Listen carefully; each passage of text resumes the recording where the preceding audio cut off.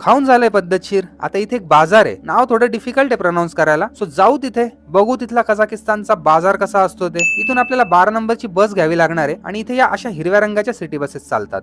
बसने एका ठिकाणी उतरवलंय, आता शोधतोय नेमका बाजार कुठे येते. बसच्या तिकिटाचे मला लागले 100 टेंगे आणि इथे कुठूनही कुठेही जा, फक्त तुम्हाला लागणार आहे 100 टेंगे. तर हे भारी यार. आणि इथे एक बसचं कार्ड पण चालतं, सो ते पण तुम्ही युज करू शकता. सो पब्लिक ट्रान्सपोर्टेशन पण आहे ना, भारी वाटलं मला. आलोय बाजाराच्या आत. आपण उझबेकिस्तान मध्ये असताना चोरसू बाजार बघितला होता, हाही तसाच काहीसा दिसत होता. हे सगळं हॉर्स मीट आहे. कझाकिस्तान मध्ये देखील घोड्याचं मटण खूप मोठ्या प्रमाणात खाल्लं जातं. सेंट्रल आशियामध्ये सगळीकडे तुम्हाला असे मोठे मोठे मार्केट्स बघायला मिळतील. हे बघू शकता तुम्ही, इथे वेगवेगळे फिश आहेत. हे बदक, ही सुकवलेली मासळी.